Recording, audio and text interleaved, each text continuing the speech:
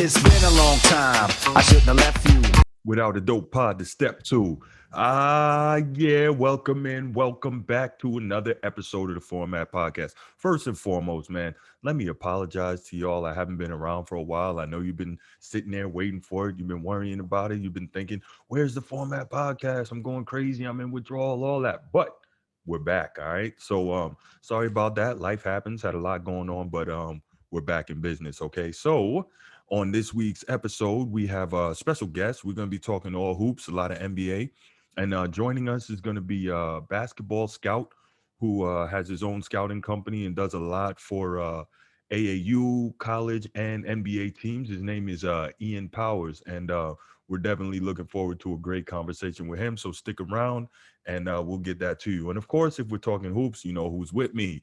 My co-host with the most. Is that what they say? Andy Noel. So we're definitely going to bring you that. All right. But before we do it, you know what we got to do. Okay. First and foremost, if you're on social media, you know how to find me. Catch me on Twitter. The handle is at Bruce F.A. Hope. That's at Bruce F.A. Hope. If you're on Instagram, the handle is at The Format Podcast, at The Format Podcast. If you want to email me, the email address is simple. The Format Podcast at Outlook.com, The Format Podcast at Outlook.com. On any one of those, you can hit me up. You can tell me you love the show. You can tell me you hate the show. You could tell me I'm the greatest guy ever talking smart sports. You could tell me I'm the biggest idiot talking sports. Either way, that's cool with me because it lets me know you're listening. So it's all good. All right. Um, if you're here on YouTube, make sure you please click that subscribe button in the lower right corner of your screen and then click the bell so you can be notified when we drop new content for you. Okay. So like and subscribe. Those are the two things that you need to do. All right. Like and subscribe. Oh, and of course, click the bell. All right. So do those things for me. If you just want the audio version of this podcast, you can do that too. We are available on iTunes, Google Podcasts, Stitcher, Podbean, Spotify, pretty much anywhere you get your podcast. You can find it by typing in The Format Podcast. We should come right up. Okay. And if you're going to go on iTunes, please do us a favor. Give us that 5-star rating. And if you like, drop a comment. Okay. 5-star rating. 1, 2, 3, 4, 5. The 5-star rating helps us to keep rising up in the rankings. So when you look, you can find us more easily. And we know that what we're doing is not in vain. Okay. So to recap, Twitter at Bruce F.A. Hope, Instagram at The Format Podcast, email The Format Podcast at Outlook.com. And after that, go over to iTunes, give us the 5-star rating, leave a comment. Okay. So do all that. And yeah, that's about it. And finally, I know you've been waiting. Here we go. Sit back, relax, and listen up to episode 96 of The Format.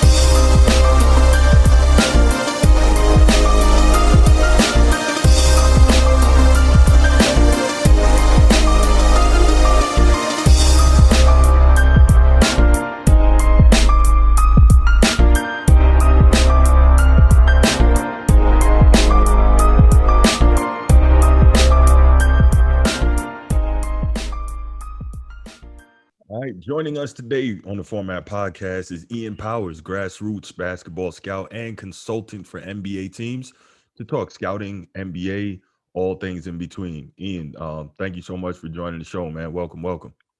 I appreciate you having me, man. How y'all doing? Doing all right. And for if you're coming back and you're a normal listener or watcher of the Format Podcast, you know who's with me because we're talking hoops. Got my main man, my partner, Andy Noel. Andy, what's good? Gentlemen, good afternoon. Good afternoon. Happy to have another session. Ready to go. All right, well, let's get to it. Ian, why don't we start off you telling us a little bit about yourself, your background in the game of basketball. Did you play for who and to what level? How'd you get into what you're doing now? Tell us about that. Yeah, I'm originally born and raised in Oakland, California. So I came up in a pretty intense basketball environment, man. You know, growing up in the 80s and 90s. I played in high school, and I say sporadically because I wasn't the most focused student in the world. So you know, I was on and off teams in high school because you know either I wasn't eligible to play at certain times, or my mom just wasn't satisfied. 'Cause my mother's a school teacher; she taught in Oakland public schools for Oh 41 wow. years.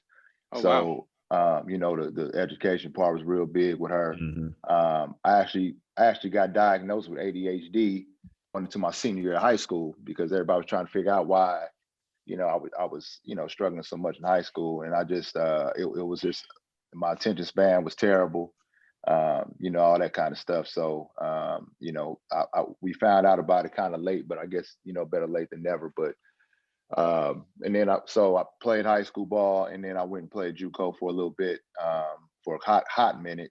I kind of got to a point where, you know, I just didn't want to play anymore.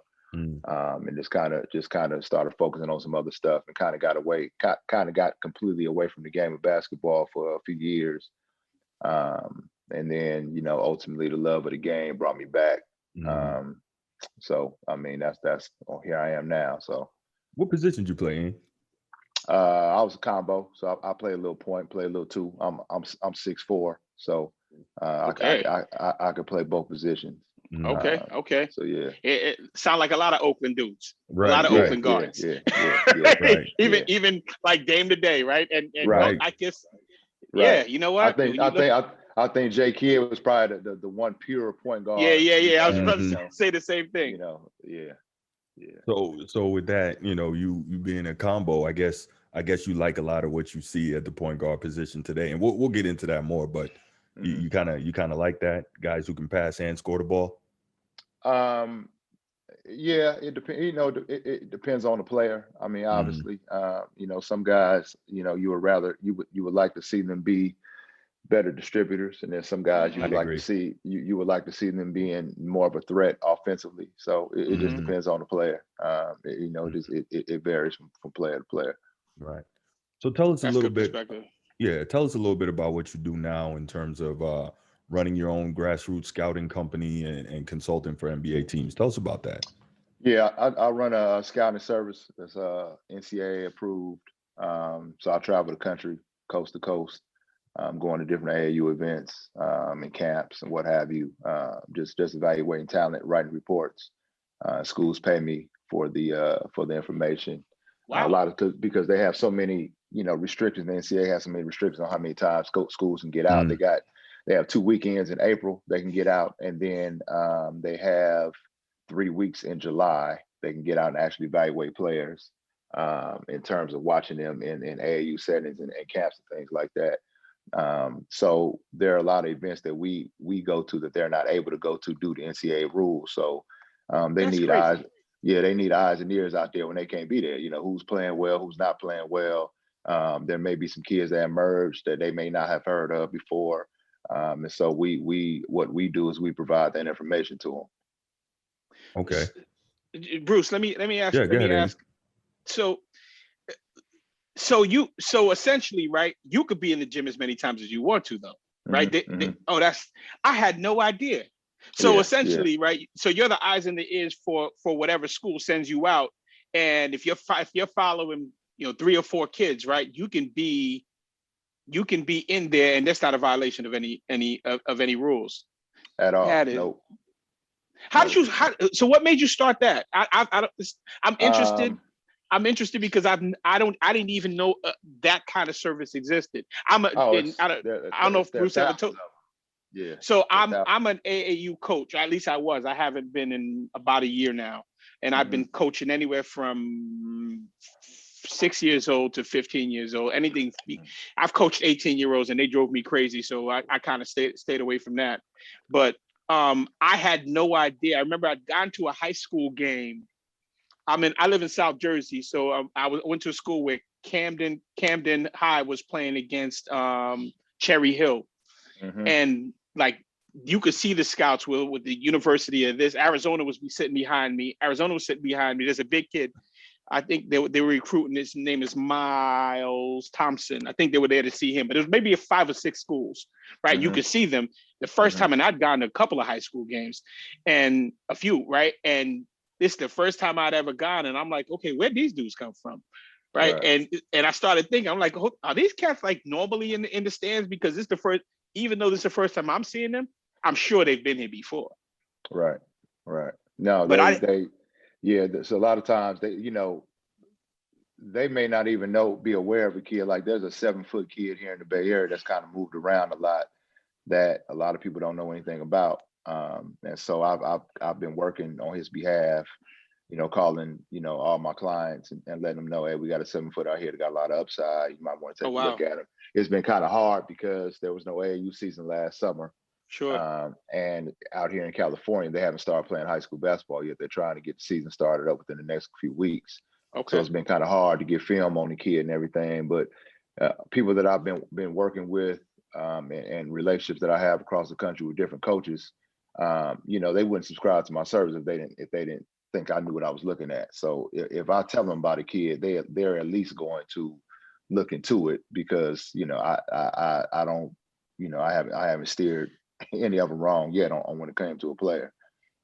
I mean, in my opinion, to be honest with you, I mean, do you have competition? How many other people out there do? Because to me, that's a valuable service. Really? Yeah, a bunch of different guys out here who have scouting services. So, and it's hard. It's not easy to get people to subscribe to your service because they have so many people coming at them on a consistent basis, asking them to subscribe to their services. So it's very competitive. It really comes down to relationships you have. I was fortunate because before I started doing my service, before I had my service, I was working for NBADraft.net. I started doing that probably in 2009, I think it was. And I would go to a lot of events, and I'm sure you guys go to NBADraft.net to check out the mock draft boards and all that. So I was doing that, and I got introduced to him via email, basically because he was starting to get into the high school rankings a little bit, even though his main focus is doing the NBA mock drafts.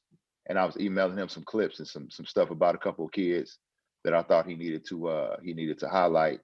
And come to find out, he actually lived in San Francisco, which is, as you know, is right across the Bay Bridge. Sure. So that's how kind of we connected, and he started asking me. We started exchanging information about different players, and he kind of could tell that I had an eye for scouting, even though I hadn't scouted ever prior to that. And he asked me would I mind going out to some events and covering some events for him. So he would give me media credentials, which allowed me to get into the events. And at the time, media could sit with the coaches. Now they try to stop all of that because a few coaches, I won't say any names, but a few coaches started complaining about they didn't like the media guys sitting with the coaches because a lot of media guys are trying to hit them up for this to take their scouting services, and it hindered them from watching the games and all that. Most of the coaches don't watch the games anyway. They're there talking to other coaches and on their phones and all kind of stuff, but that's a whole nother conversation. So me being able to work with NBADraft.net initially and get access to these events with my media credentials, it allowed me to meet a lot of assistant coaches, a lot of head coaches, a lot of AAU coaches, and I built relationships. And I did that for like 5 or 6 years before, maybe 7 years before I started my service. So I had relationships already going into me starting my service. So I kind of had a leg up on other people. Makes sense. Okay. Makes sense. So, Makes a bunch of sense. So you've been around the game for a long time. You and I are probably roughly around the same age. So, and I like to say, I got 4 decades of experience watching the NBA. I've been, watching since the 80s. And I'm not going to lie, it's difficult for me to watch, modern basketball. Take that how you take it. But, we've both been around the game for a long time, first as a fan and now you doing what you do. Tell me, where are you on the state of the game currently? I know that's kind of a broad question, but what's your overall feeling about it? And we'll get into some more specifics later. It's kind of a mixed bag for me. I enjoy the guys' ability to shoot the ball. I enjoy the freedom of movement aspect of it. Because I mean, let's be honest, I hated the late '90s where they were playing 78 to 75 games, like I kind they of were miss college. that. I'm not gonna and lie to you, I everything miss was- it. Well, I mean, at the time, we didn't know any better because that's how the game was played. But I think that they don't have to be 140 to 130 games, but Mhm. I kind of enjoy somewhere in the middle. We could play, 110 to 105, something like that. So from that aspect, I like it. The aspects that I hate about it is that the league is just completely. I mean, it's Charmin soft now. I mean, you can't touch a guy. Any little thing, they got to review it to see if it was a flagrant 1 or flagrant 2.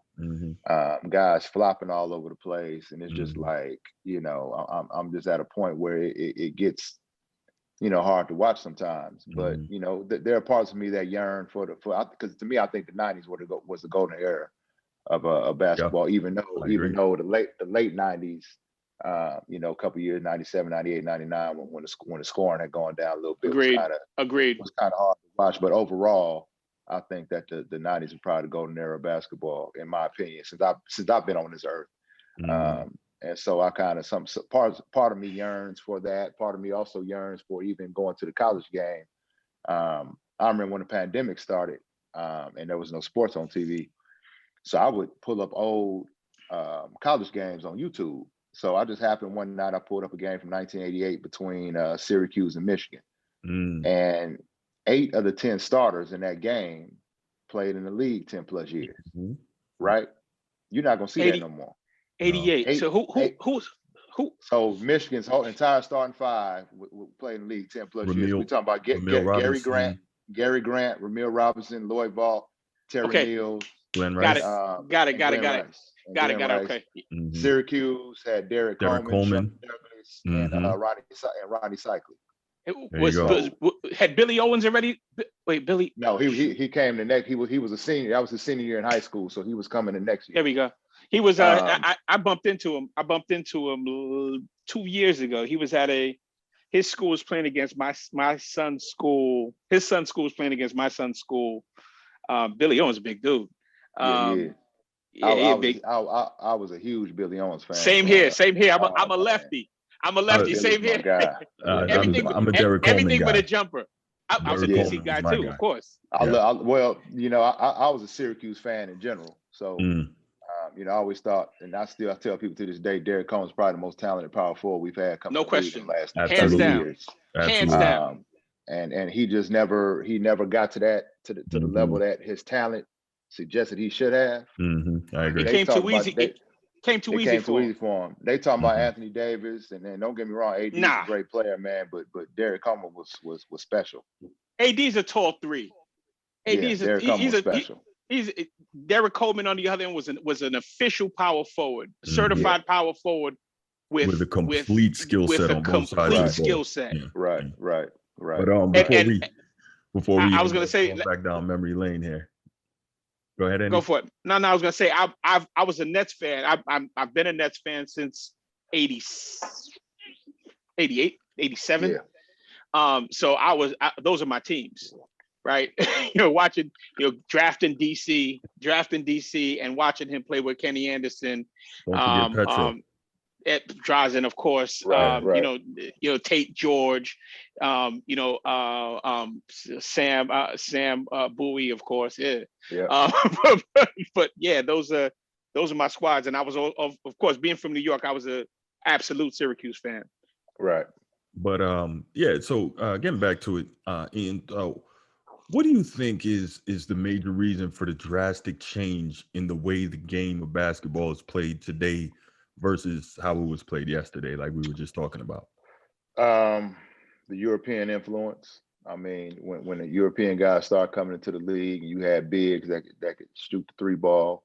If you remember in, I think it was the 88 Olympics, Arvydas Sabonis was a monster. Yes. Our bigs, David Robinson, and the other bigs we had on the 88 roster, man, they couldn't see Arvidas at all. He was 7'3". He was 7'3". He can score with his back to the basket. He was a great passer. He could step out and shoot the ball. And then you start seeing more and more guys coming from Europe that had that type of skill set. Yeah. Deadlift.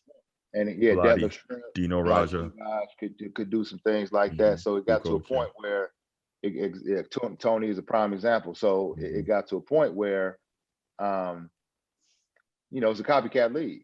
And so you see a left-handed guy that's 6'10", 6'11", like Tony Kukoc, that could do all the stuff he could do.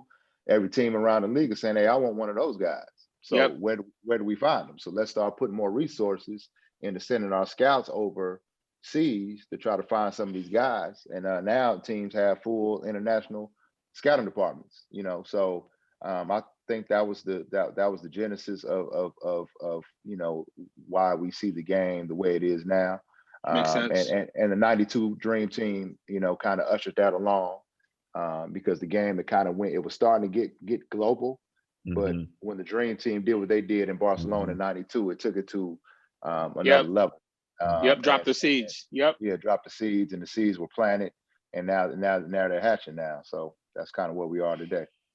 For me, I think that's a great point. I also think that maybe it's gone too far. I remember last year hearing Luka Doncic say it's easier to score in the NBA than it is in Europe, which I found like if you're in the NBA, you should be insulted by that. Not because Luka can't play, but because if you look at it, like we just talked about Tony Kukoc, or we talked about Drazen Petrovic and all these guys. And realistically, Kukoc was Luka before Luka. And Drazen Petrovic was Luka before Tony Kukoc.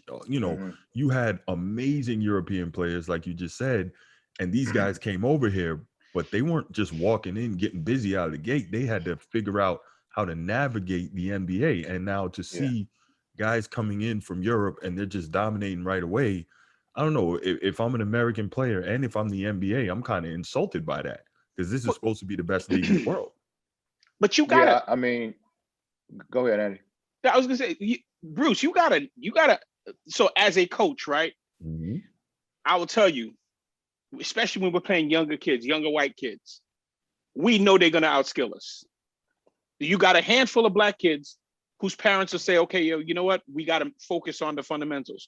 But 8 times out of 10, white kids are going to outskill us because at the end of the day, they don't have the athleticism to rely upon, right? So they have to find a way, like a la Steve Nash. They got to find a way to how to impact the game based on their physical limitations, right?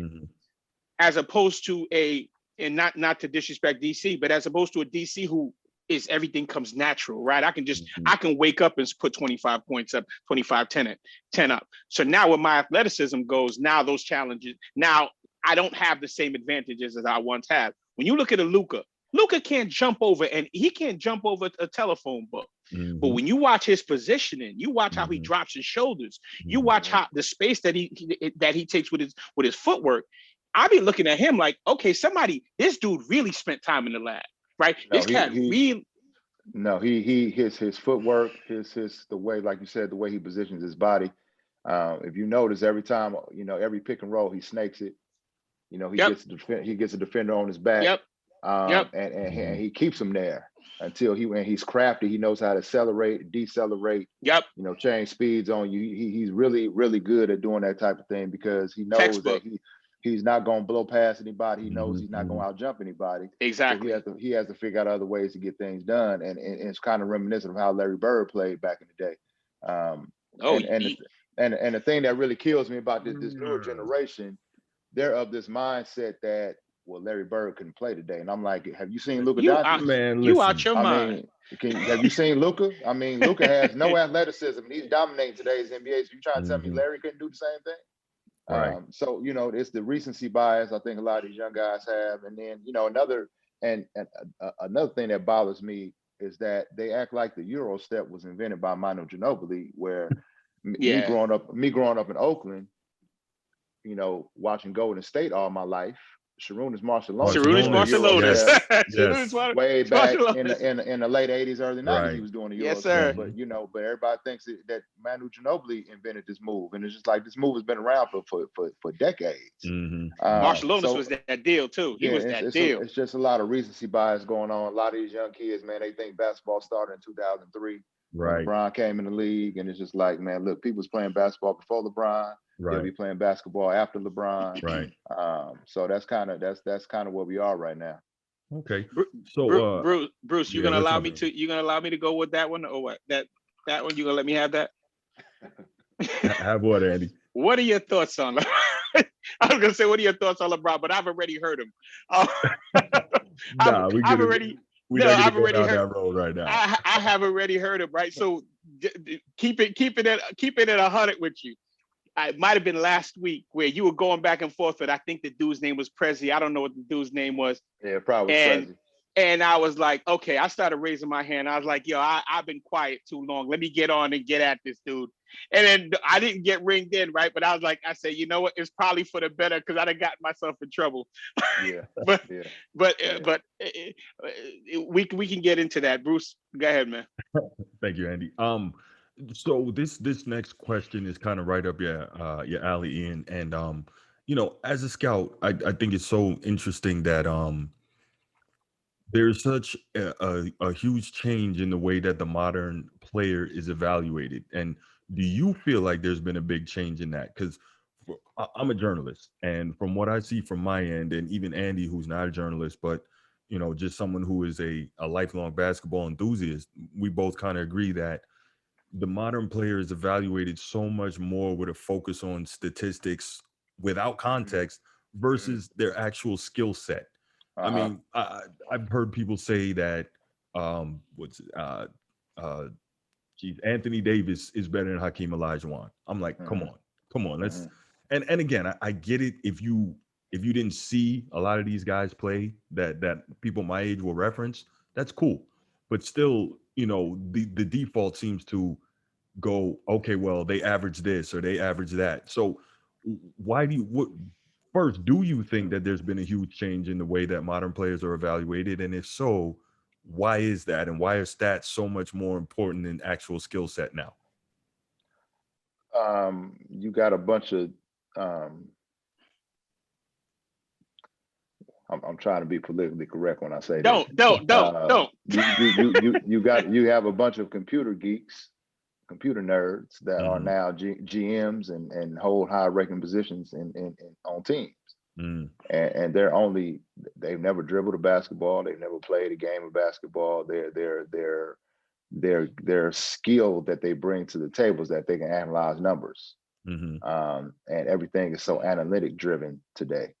And don't get me wrong, analytics does have a place in the game, but it shouldn't be the end all be all. The eye test still should be the ultimate deciding factor when you're trying to evaluate a player. In my opinion, you should use analytics to validate what you see with your eyes, but your eye test should be the first. It should be the first thing the first thing that you go to when you're evaluating talent. The eye test should be the first thing that you use, and then you use the analytics for secondary purposes. But Agreed. that's kind of where we are now. You got and no disrespect to Daryl Morey, but Daryl Morey doesn't have a background playing basketball. I mean, his resume has nothing basketball related on it. His resume is that he's a smart guy who knows how to analyze data, and he has used that to his advantage. And he's gotten jobs in the NBA, and he's been a successful GM. But I think that we've gotten to a point now. You got kids who coming out of college who intern with these teams who've never played basketball before, and they get these intern positions, and then a few years later they work their way up, and next thing you know, they're an assistant GM. Then they're director of player personnel, and then they become the GM. Then they're VP of basketball operations, and so on and so forth. Without having put in the time in the gym, they haven't played the game. They haven't really learned how to evaluate talent other than by looking at statistics. And that, to me, that's been a detriment to the game. So let me ask you this, and I'll use myself as an example, right? I have never in my life played organized basketball. Played a lot of Mhm. pickup when I was younger. I got cut from my high school team. They went on to win the championship coincidentally, so that really sucked. I probably wouldn't have got no burn on that team anyway. But I was never, I never played organized ball. But I like to think that I know what I'm talking about and I know what I'm watching when it comes to basketball and basketball players. So I say that to say, I don't know that you necessarily had to have been a player to be able to, have a modicum of understanding of the game or to be able to look and see things. I'm just wondering, like, it almost seems like an excuse. And then you even have people, and I hate to do this to my fellow media members, but you have people in the media who should know better, who've been watching the game for decades, even longer than myself and yourself, but they're still carrying on, with these fake narratives and buying into the numbers. So Right. it's really weird. And I'm not going to say any names, but we all know, who some of these people are. Well, when I say they haven't played the game, you said you never played organized basketball. I'm talking about not even pickup basketball. These dudes just, basketball wasn't even in their, in their everyday life. Right. They just, were fans of the game and like watching it and sat up one day and said, well, let me try to put these numbers and see if I can analyze them and put them in, put some kind of formula, behind them, some algorithms and see what I come up with. And they came up with something. And it's propelled them to these executive positions around the NBA.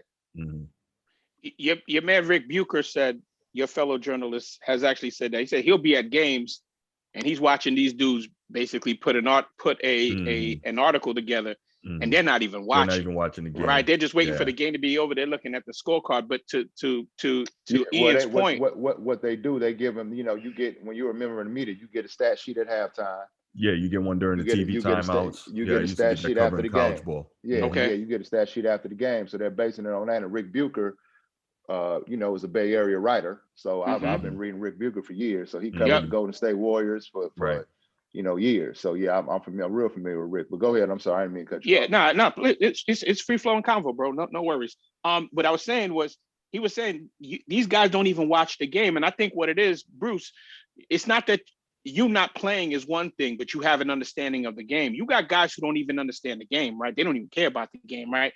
So the way that the NBA is right now is, and you got to credit Adam Silver. Adam Silver realized not everybody but the purists are actually watching the game. But that how many purists are there versus how many people that can actually be watching the game?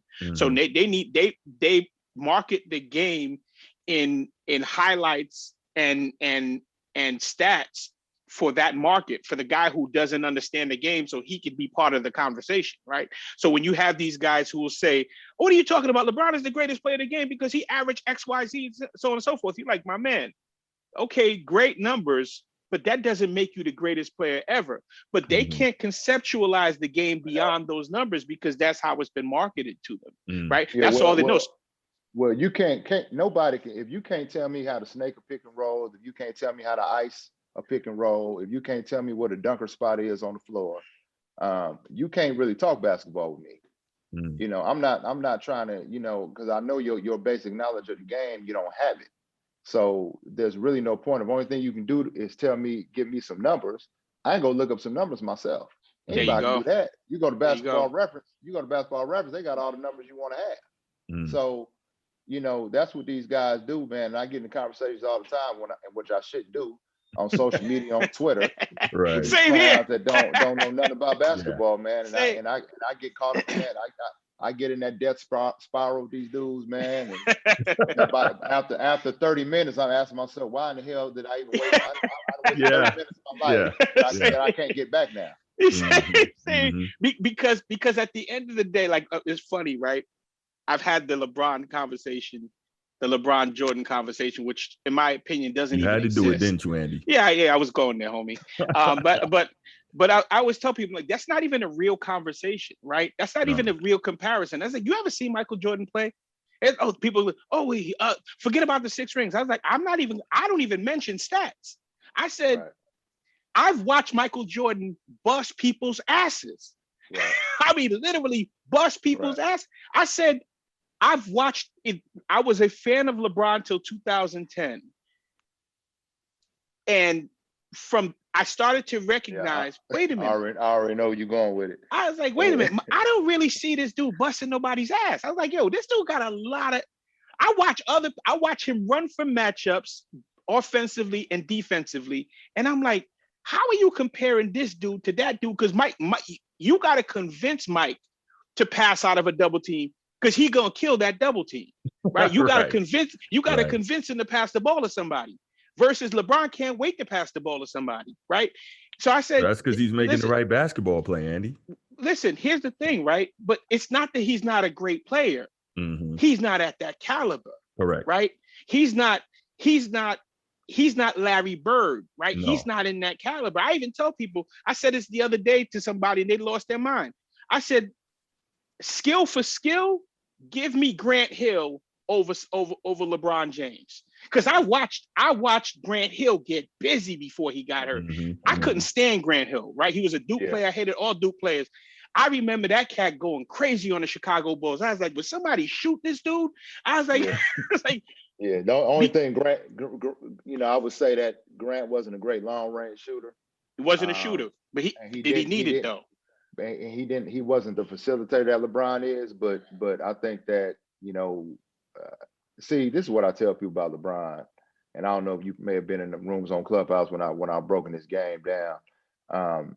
He's a great physical specimen, correct, with a very good skill set. It's not a great skill set. It's really good, and when you combine a guy that has a really good skill set with a great physical attributes like he has, you're gonna get a great player. Because I don't think anybody in their right mind would say he's more skilled than KD. I don't think anybody in their right mind would say he was more skilled than Kobe or more skilled than MJ. There's a lot of people that say that. I know they will. I know they will, but that's, whatever. But right. when his physical prowess allows him to do things that the average person can't do because he's so big, so strong, and so dynamic athletically.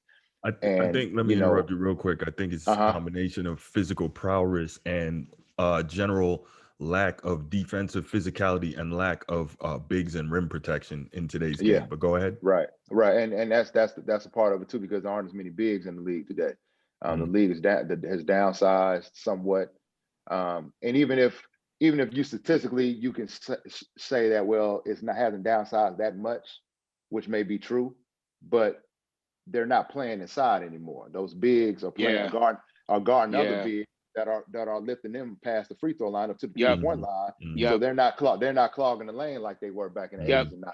So when he goes to the lane, there may be, Draymond may be down there.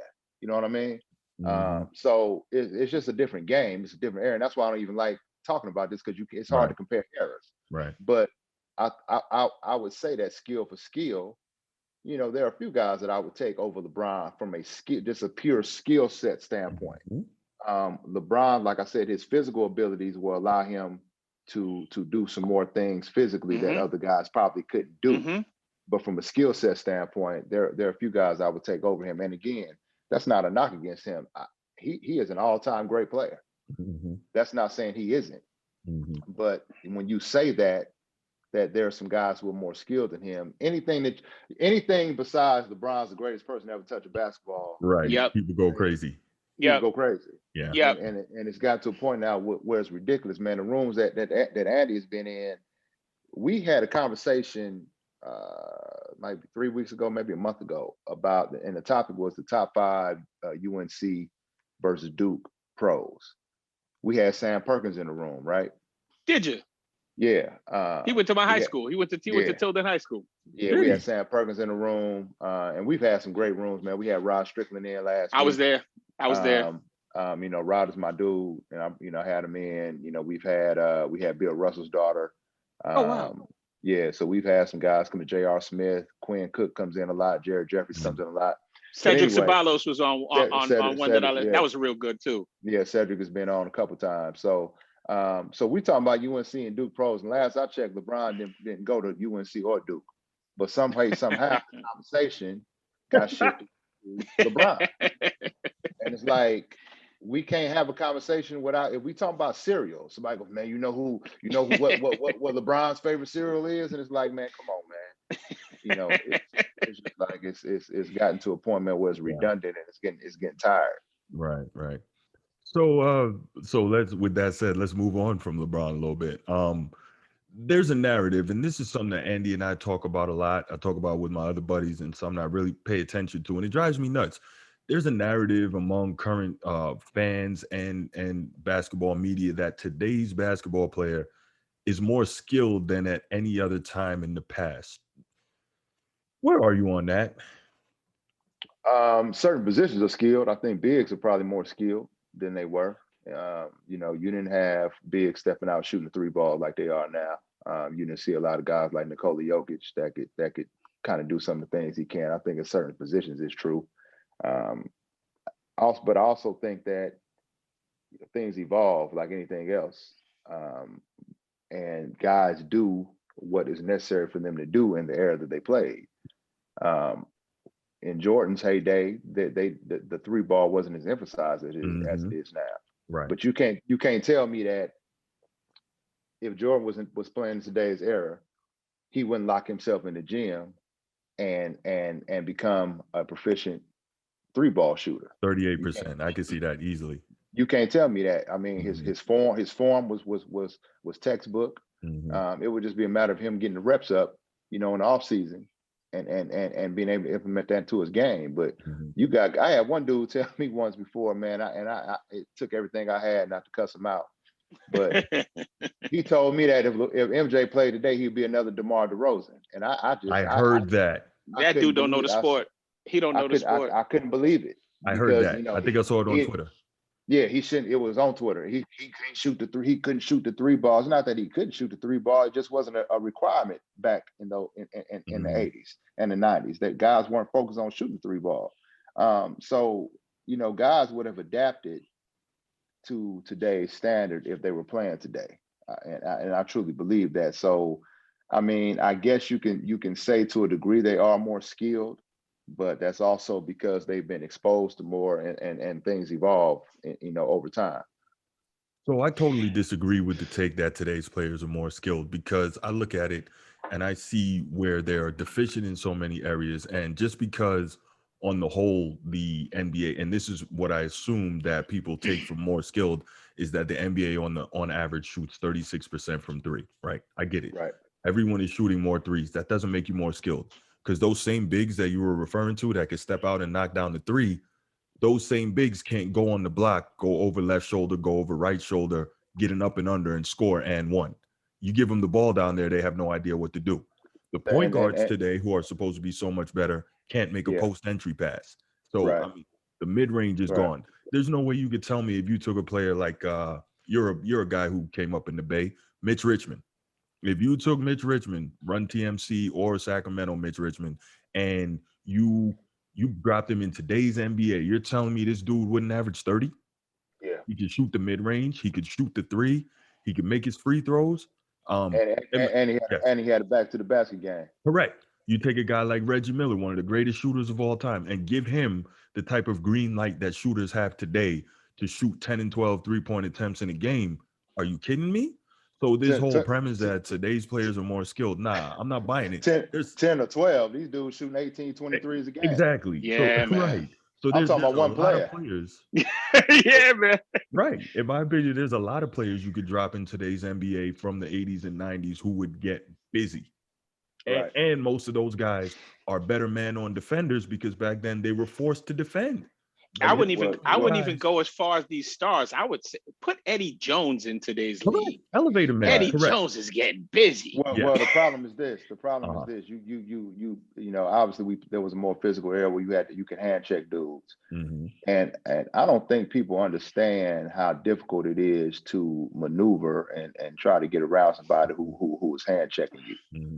It's hard, especially if you're not strong enough. We grew up with that, right? Yeah, especially if you're not strong enough to be able to withstand that. So now you're in an era where can't nobody put a hand on you. You got a freedom of movement where you're not restricted the way guys were restricted back then. And you bring up guys like Mitch Richmond, You know, like you said, Mitch. The only thing Mitch wasn't great at, Mitch wasn't a great ball handler. But as far in terms of putting the ball in the hole, Mitch could put the ball in the hole with anybody. He could do it at all three levels.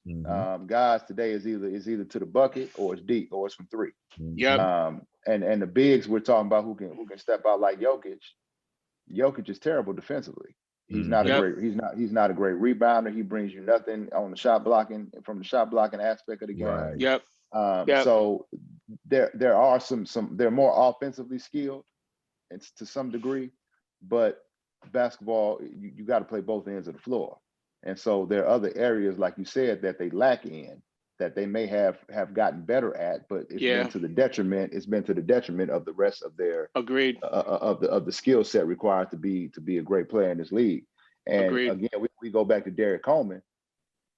There was really literally nothing on the basketball court Derrick couldn't do. He was one of the first bigs to step out and be able to shoot the three ball. But he could also play with his back to the basket and score down on the box.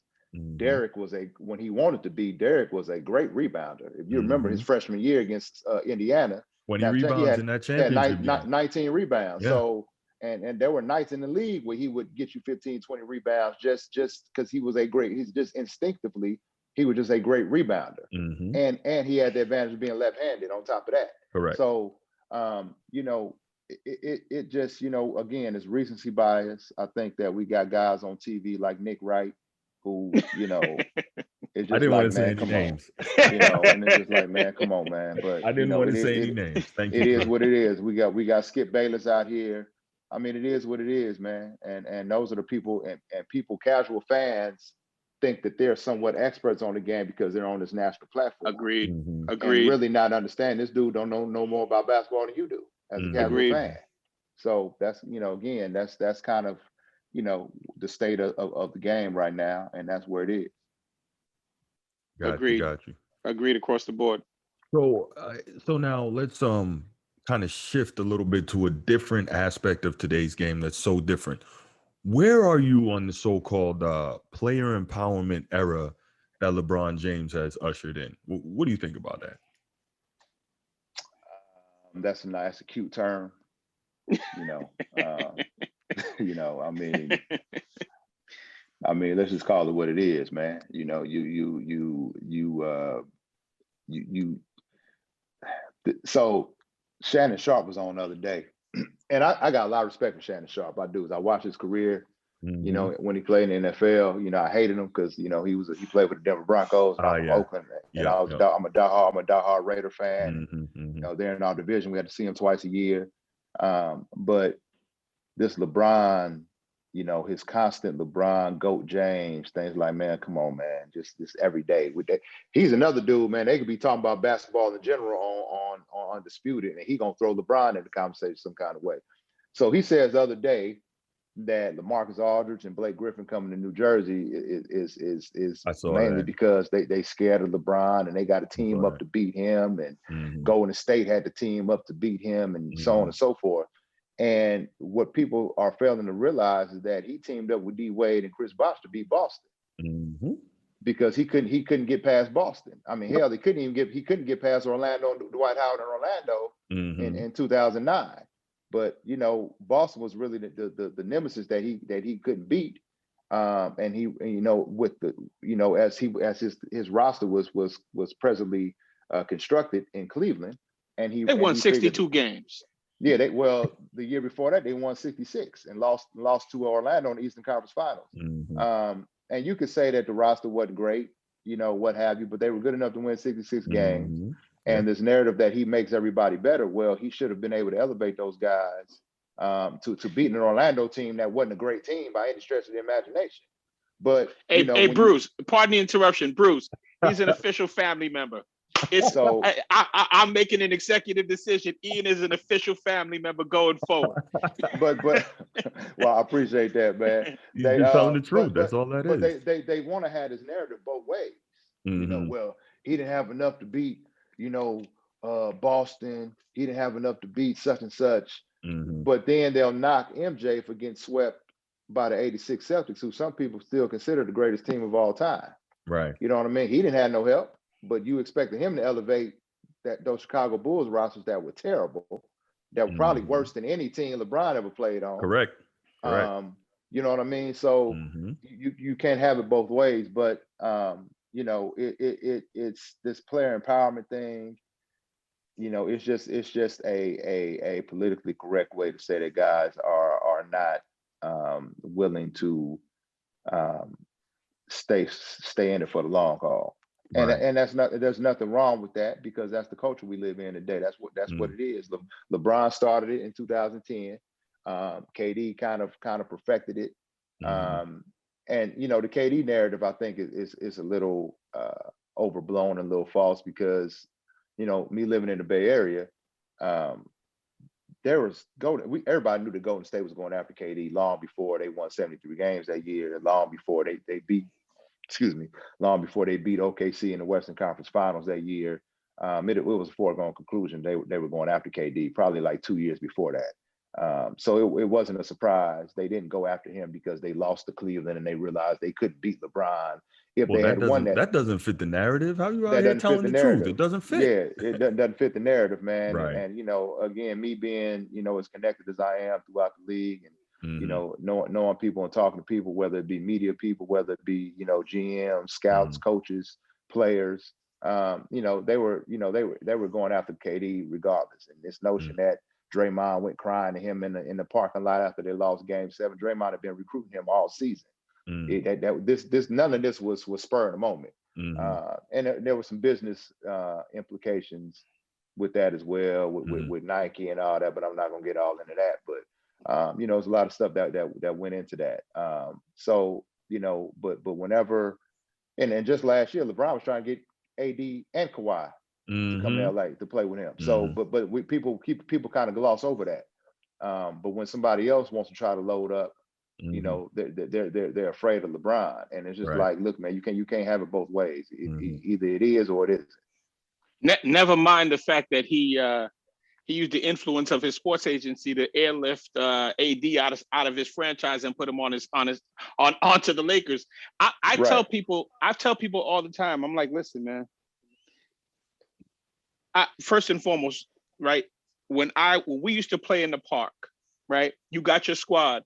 Let's just say you picked the wrong dudes, and y'all getting killed. You know, and of course somebody's gonna say, "Yo, you want to mix it up to make it more fair?" Nah, we ain't mixing it up and making more fair. This is the squad we came with. This is how it's gonna go down. This is in 2010 when I stopped being a LeBron fan, is when I realized, because I used to watch and I could never tell what is missing that he can't get to the next step. You realize this dude, and listen, it's not me taking a personal shot at him. I don't think he believes in himself. I don't think he believes that he has what it takes to shut these things, to close the deal, which is why, okay, let me load my roster up to make sure I ain't never got to deal with a double team. I don't ever have to worry about being the last guy closing this thing out. Worst case scenario, somebody else is going to take the blame in the event that this thing goes sour, right? Passing the ball to Kyle Korver down the stretch of a game when Kyle Korver ain't touched the ball in 10 minutes, right? But I say all of that to say this: the way that the game is now, it's almost like we've now gone away from the competitive aspect. These dudes ain't competing, right? There's nothing personal, right? Kawhi coming there talking about, oh, I'm taking over your city, and you ain't even try to go see him. Like, all right, my dude, I see that commercial. Do me a favor, play that commercial for me now. I'm gonna be lighting you up all night long. Play that commercial for me now. These dudes don't take it personal, right? It's everything for them is, okay, I'm gonna find me a switch. I'm gonna find a way to be a 6'8" guy, 260, having a 6'2" point guard me in the post, and I'm gonna turn around and score. And then the people gonna go, wow, look how dominant he is. You see how small the guy is he's scoring on? Meanwhile, there's the guy who you should be matched up is on the other side of the court because of some switch. These guys don't play to compete anymore, right? So loading up a team, right? And I'm a Bruce, you know how I get down. I'm a Nets fan, but I wasn't really crazy about all these dudes showing up on my squad. I was okay with what we had before, right? Right. But now it's at the same time though, if you don't load up like everybody else is loading up, you dying a slow death. Yeah, it's an arms race. Well, KD came to that realization. You know, he wasn't gonna win a championship in OKC. The way that roster was put together, him and Russ didn't complement each other well. And he said that and he said this out of his own mouth, which I realized before he said it. He was the only guy on that team that can make jump shots consistently. Yep. You remember that? You remember that series, the 2016 Western Conference Finals, when they had Golden State down 3-1. What Golden State started doing late in games is that first of all, Oklahoma City had no ball movement, no player movement. They would get the ball to KD, ISO him on a wing, and they would stand around and watch. And what Golden State would do, they would just load up. They would have his primary defender, and they would have two defenders behind. And they were loading up, and everybody else from OKC is around the perimeter just standing and watching, and it forced KD to take a lot of bad shots. He got tired of playing that way. He saw that Golden State played the right way. They enjoyed doing it, and that's what he wanted to be a part of. Yep. And they had won a championship prior to that. Yes, they won 73 games that season, but at the end of the day, they didn't win a title. So I don't care if they won 82-0. At the end of the day, they didn't win it. So this notion that, he jumped on the bandwagon, okay, you can say that if you want to, but he realized that, look, LeBron loaded up. I got to load up if I want to get to that level. If I want to be regarded in the same, if I want to be spoken in the same sentence as LeBron James, I got to load up, because you hit me with a 6-shooter, and I got a little baby pistol with me, and it's not. I'm not gonna be able to get it done. So he did what he had to do, but the notion that LeBron didn't start all this is crazy to me. But it is what it is, man. I mean, that's the league today that we watching. And it is what it is. That's how you got to compete these days. So for me, I feel like, one, the term player empowerment, I think it's ridiculous on its face, because every player is not empowered, right? And then secondly, the idea that LeBron ushered that in because he wanted players to have more power and see that they could do for themselves what teams were doing. He wasn't thinking about no other players. He was thinking about LeBron. Exactly, right? So there's that. And really, only the top maybe 1 or 2% of the league can get away with the kind of moves that certain guys are making, this quote unquote player empowerment type moves. And number two, I think really it's more about the modern player, as Andy said, not wanting to compete and wanting titles the easy way. And I say that because I heard Dominique Wilkins. Yeah, go ahead. Let me say this. I won't go as far as say they don't want to compete. LeBron is competitive. You have to be competitive to be as great as he is. But is it life or death for him like it was MJ or Kobe or something? And that's what I was about to say. Right. Mike, Kobe, Isaiah not. Thomas, Magic, Bird. It's not for him. Right. It's not. But again, you got to be competitive to be as great as he is to a degree. Fair enough. It's not. He don't live, eat, drink, sleep, winning like MJ or Kobe or somebody like that. Larry Bird, Magic, Isaiah did. It ain't personal. Right. It isn't personal. I mean, yeah, like I heard Dominique Wilkins say in 1988, he was going into free agency and they were talking about it, and he could have gone to the Knicks, hooked up with Patrick Ewing and played there and really, had a real good shot at getting the chip, right? I can't even imagine what that would have been. That would have been crazy. But anyway, but he said, I didn't want to do that. I didn't want to join him. I wanted to beat guys, not team up with them. And I just have to be satisfied with the fact that I was never able to get that done. And so I think, and don't get me wrong, I think the media and the fans and, basically, quote unquote, ring culture is a big part now of why guys can't take the proverbial pressure of not winning. But at the same time, like you said, those greats that we're comparing a lot of these guys to now, I heard somebody say Isaiah Thomas would cut out your heart to win a basketball game. We know, we've heard the stories about Michael Jordan. We know about Larry Bird and Magic Johnson, the story saying that at Lakers practices, if Magic's team lost in the scrimmage, practice wasn't over until his team won. I don't know that there's very many dudes in the league like that anymore. And I don't know if it's generational. I don't know if it's AAU. I don't know what it is. So let me tell you a quick story about that. So please do. We like stories over here. My brother-in-law played high school ball. He's from Chicago, so he played high school ball under Steve Fisher, who was the head coach of Fab Five, and at San Diego State. He played for Coach Fisher, and his backcourt mate was Craig Hodges. So He and Craig Wow. grew up together. Craig was actually in him and my sister's wedding. Okay. So Okay. that was in 1994. So I've known Craig since then. Mhm. And they were in Detroit. They were in one of those playoff series when Chicago and Detroit playoff series. And Mhm. BJ Armstrong, if you don't know, he's from Detroit. And I didn't know so that. I didn't Okay. know that either. BJ did an interview for the local paper where he was saying that Isaiah was his idol growing up, this, that, and the third. Mhm. Craig told me, man, he said when the next day or that morning when they read that in the paper, they hemmed BJ up and said, BJ, you can't. Right. He said, man, don't you understand, man, that Isaiah will put a knife to your mama's throat to win this series, man? Exactly. You can't be saying stuff like this in the newspaper, man, about the dude Mhm. we getting ready to compete against. Mhm. You know what I'm saying? But that was the mentality with those Mhm. dudes back then. You know what I'm saying? It's not like that anymore. Right. And so Agreed. it's just a different era that we just living in. And there's really nothing we can do about it. We just got to Mhm. accept it. You know, we can cringe and complain about it, but these dudes are what they are today. Right. Right. Fair enough. But Bruce, They got using Dominique as an example, right? That epic battle with Bird when he dropped. Wait, which one of them dropped 47? So Neek had 47, Bird had 34, but Bird had 20 in the fourth, and Neek had 12. Yeah. Okay, Yeah, so yeah, I remember that game. so Me what, too. right? Andy, We know. we lost you, man. There you go. We I'm lost your sorry, visual. bro. There you go. Somebody called me. Sorry about that.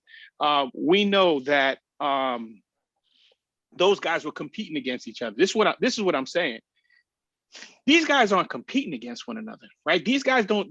The last dude that Kawhi does it. Kawhi will do it. But that was Kobe, right? Where it's Mhm. like, listen, I'm taking on all comers, bro. Don't watch how you talk to me, right? Watch how you talk about me, right? Let's use this is just me pointing something out, like that All-Star game when he decided he wanted to take on LeBron, right? And basically shut LeBron down, cut all of that out, right? Cut everything he was trying to do, he cut it off. LeBron didn't even say, okay, oh no, we ain't doing that, right? You ain't showing me up on this national stage.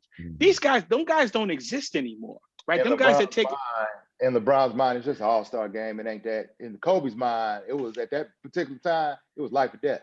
Mm-hmm. He didn't care if it was You an got- all-star game. He didn't care. you if it got was a shoes pickup on, game, make I no got difference. shoes on. Right. It's time to get busy. But again, right? Right. So this is where we are. So when you see guys these days who don't have a problem teaming up, because they don't view anybody as opposition, right? Everybody, us winning this championship doesn't have the same value as it did back then, right? That's why the MVP seems to be more important than the championship these days, right? Because these guys aren't necessarily out here competing against one another. I'm just gonna outgun you, right? I'm gonna stack my squad. I'm gonna have two starting lineups, and then one guy's gonna get the credit if they win, and everybody else is gonna get the blame if they lose, right? And then we're gonna reshuffle the deck next year and get a bunch of other franchise players. That's where the league is right now. Versus, to talk about your team, right? I respect the heck out of Curry, right? Curry ain't with the shenanigans, right? As one, you could see he's a competitor. Curry's a competitor. You could see it in his eyes. He's a competitor.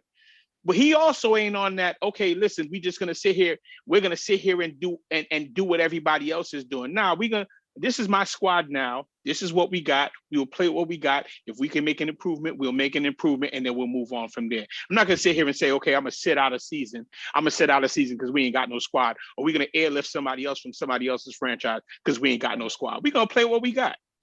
It's competition. Right. Well, some would argue with you, they went out and got KD, so some would probably argue with you about that. But Right. but people seem to forget the core of that team was homegrown.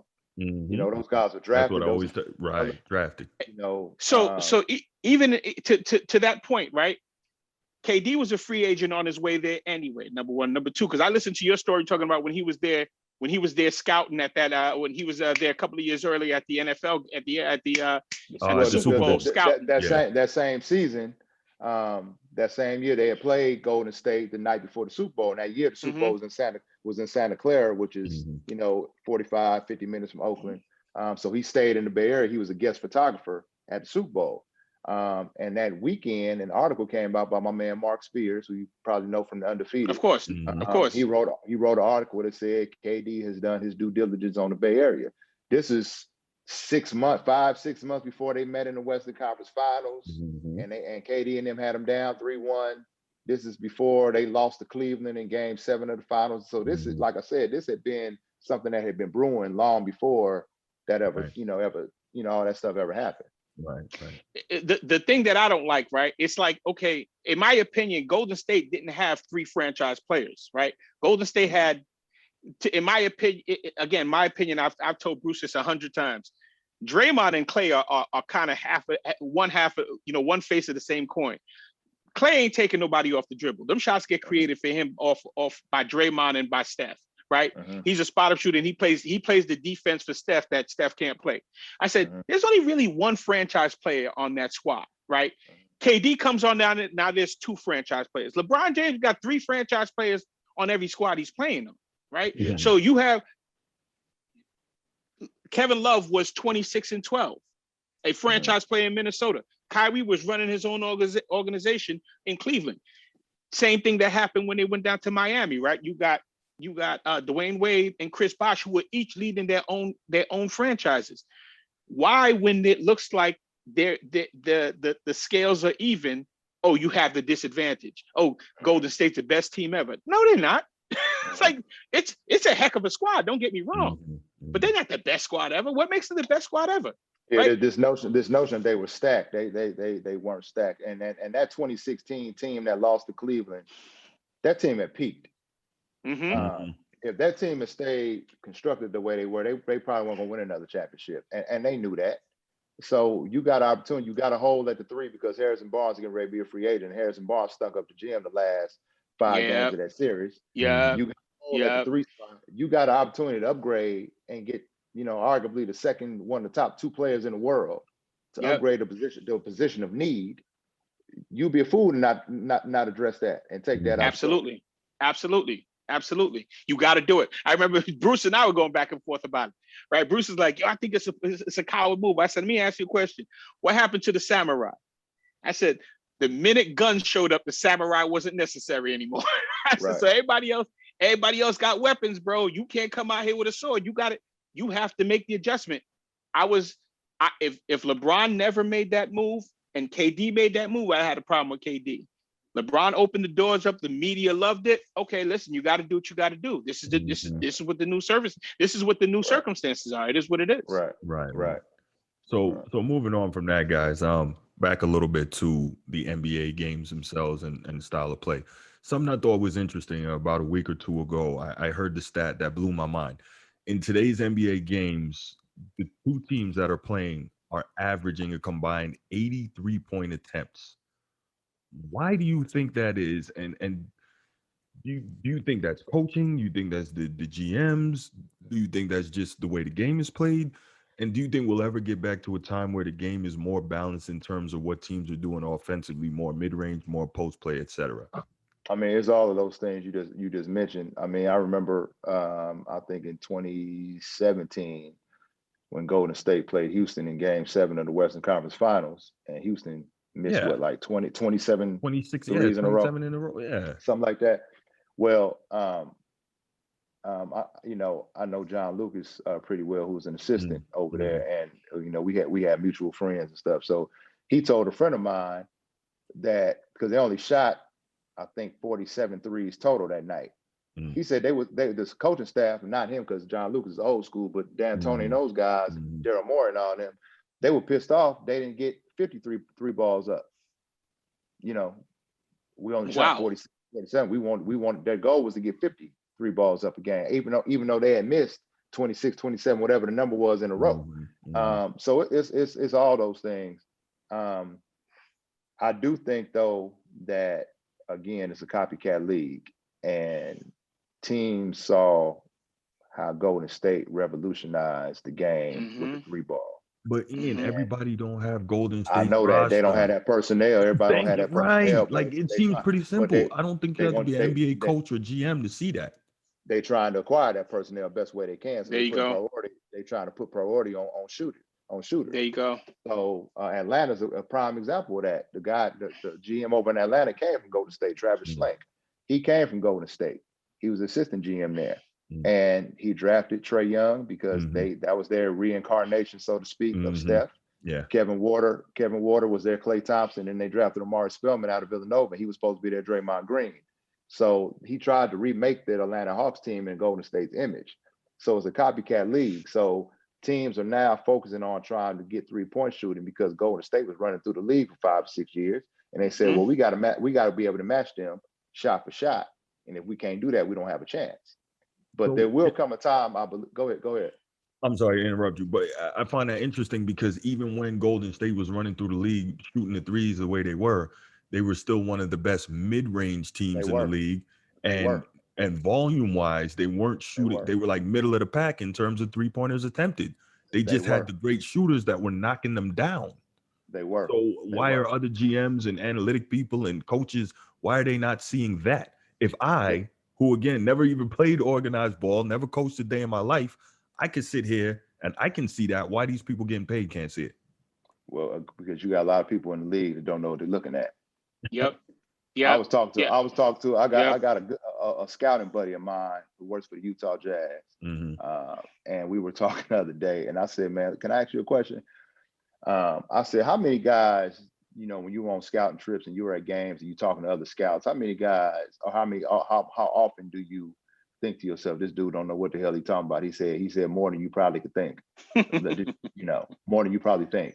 There are a lot of guys who just don't know what they're talking about. A lot of guys get their scouting positions because of their relationships with the GM or somebody that's high up in the organization. They know somebody. Okay. A lot of these dudes don't know what they're looking at. And so again, they have, like you said, they overlooked the fact that Golden State was a very efficient mid-range shooting team.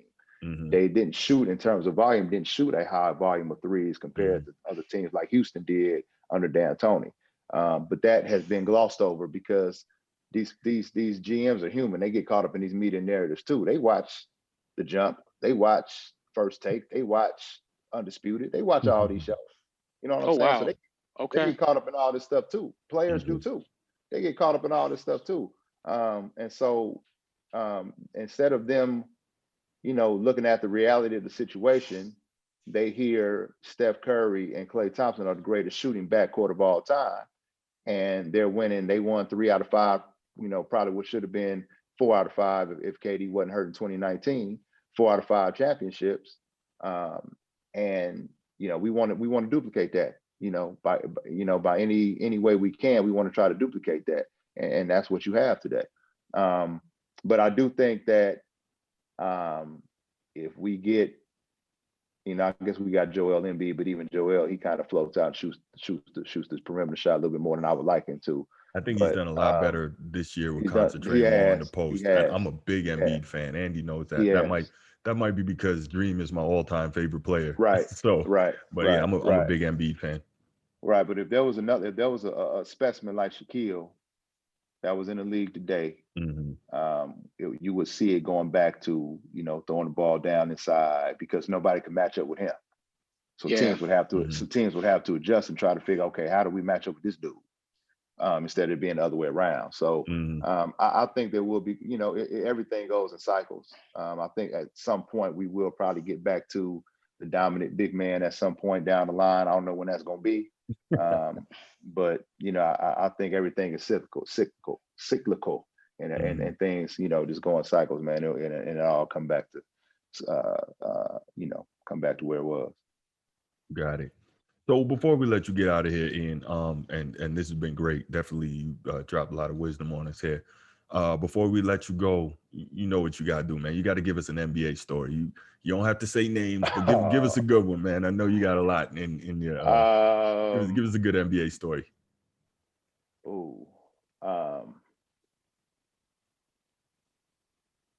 So when y'all remember when J.R. Rodder was playing for the Lakers, so JR's and JR came in talking, just talking crazy. He used to, because JR, I used to bust Kobe's ass. If you talk to JR long enough, JR will tell you how much he used to bust Kobe's ass. Mind you, Kobe was just coming out of high school. But Yeah, I used to bust Kobe ass, this, that, and third. So when he got to the Lakers, he would say that out loud, you know.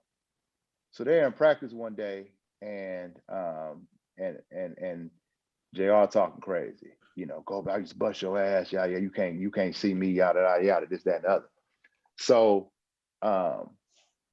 Kobe says they were scrimmaging. So he asked Phil to put him on the second team so he could, you know, go against JR.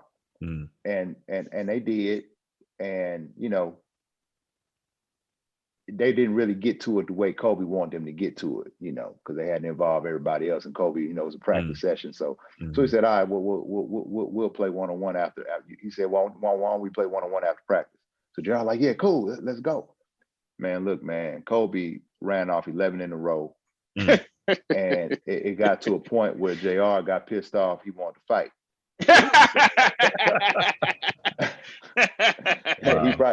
And if he sees this interview, he probably won't get mad for somebody telling this story. But he got mad and wanted to fight, and he ran up on Horace Grant. And, you know, why you want to fight Horace Grant? you know how dudes are in the hood, man. They get mad. They get mad. Everybody except the dude they should be mad at.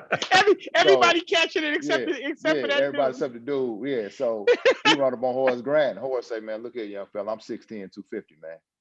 He said, "You might want to take that somewhere else, man. You don't want these problems. You don't want these problems, man." Yeah. So. Oh, that's crazy. So yeah, that's just one story I know of. Right. Oh, listen, we'd be here for hours if I be holding on waiting. I'm like, when is my man gonna get to one of them stories, man? When you did the Tony Braxton, he did Tony Braxton. I was like, oh, that's interesting. Yeah. That's we're gonna have you back, so don't even worry about it. Wait, before he drops, question for you. So who given all the moves that have made all the buyouts and what have you, who do you have winning it all this year if everybody's healthy? Brooklyn, if everybody's healthy. And there's not a team in the league that got that kind of firepower, man. Yeah. I was thinking the same thing. If they're healthy, I think that they're, you know, nobody's unbeatable, obviously, but I think if they're healthy, they're as close to being unbeatable as there is right now. Granted, again, that they're healthy. Yeah. So we'll see what happens with KD. I know James is out tonight with some hamstring tightness, so we'll see what happens with the injuries. And Kyrie has always been hurt at different points in his career. So if they can stay healthy, man, I think they'll win. I don't think the Lakers don't have enough firepower. Philly, I don't think Philly has enough firepower, mainly because Ben Simmons is allergic to shooting jump shots. Yeah. And I think that may be an issue coming up. But I think that, you know, I think it's Brooklyn. I told Bruce earlier today, I said, Kyrie got 12 assists last night. I said, I rewatched the game. I said, if he's that kind of player, it's lights out. I said, if that's what he wants to become, it's lights out. I said, you have too many dynamic offensive players on one roster. You can't make enough adjustments. You just can't. Right. It's like you got one guy you need to double team. That's tough. That's the typical night out. Two guys. Okay. Yeah, we can adjust. You got three guys. And then Blake can be. You got three guys, and then one of them dudes, there ain't nobody in the world can guard. And KD. I mean, I don't care who it is. And if KD is simply being a spot up shooter while these guys basically create for everybody else, that's still a nightmare.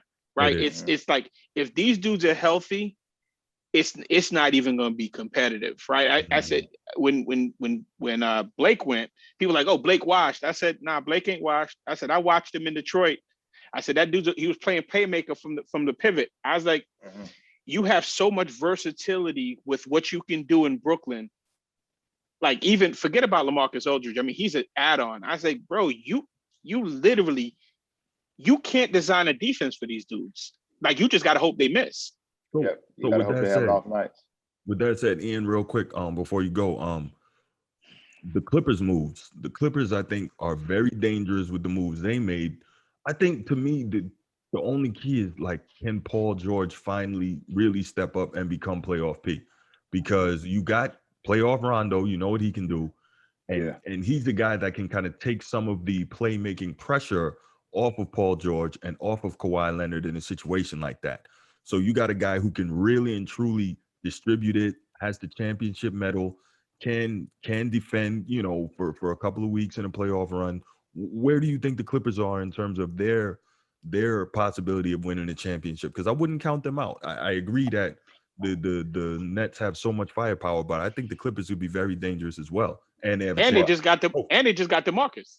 And they're Right, getting Well, DeMarcus. I thought if they had somebody like Rondo last year, they probably Absolutely. would have won it. Mhm. I remember telling a GM buddy of mine, we were texting during the playoffs last year, and I remember texting him, and I said, "Man, Clippers need Rondo." Mhm. Yep. You Yep. know, I told you that. that was last was Yep. last season.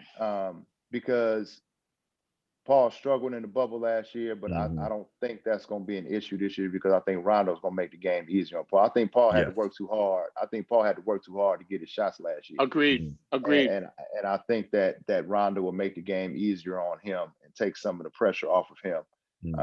And if you remember during that Laker run last year, man, when Rondo came on the floor, they played with a different energy. Mhm. He made plays. He was smart. His defensive instincts took over, and he took them to another level. And I think Agreed. as disruptive as Patrick Beverly is, and as great of a player Patrick Beverly is, he's not the type of guy that's going to be able to run your team and Agreed. get you into your offense. And Rondo Mhm. can, and I Yep. think that may be the missing piece for the Mhm. Clippers. I still believe last year.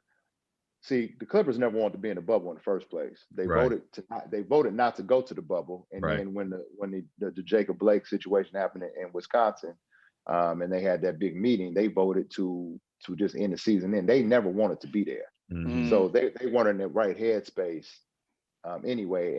And despite all of that, they still came within the game and going to the Western Conference Finals. And I Mhm. really do believe that they would have beaten the Lakers had they been able to face them. Agreed.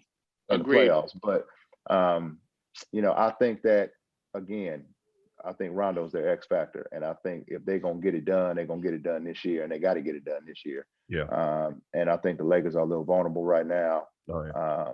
And I think that the Clippers, I could see a Brooklyn Clipper final. That would be crazy. Fair enough. Fair enough. And what AD got, that they said he has Achilles tendinosis. That's what I got. That joint shows up on you when you ain't ready. You have no idea when it's. I have the same problem. Yeah, they flare up on you. They flare up on you. You can't walk. And the warning, you get no warnings, and you are when it attacks, you're finished. Yeah. You're finished. So I mean, hey, he has access to a lot more medicine than I do. So we'll see what happens. Yeah. But all good All stuff. right. So with all that said, Ian, man, thank you so much for joining the Format Podcast today, man. A lot of good stuff. Much Look appreciated. forward to having you I back. appreciate y'all having me, man. Absolutely. Look forward This to is having real you cool. back. Talk some more hoops, Before you get out, Anytime. let the people know where they can find you on social media.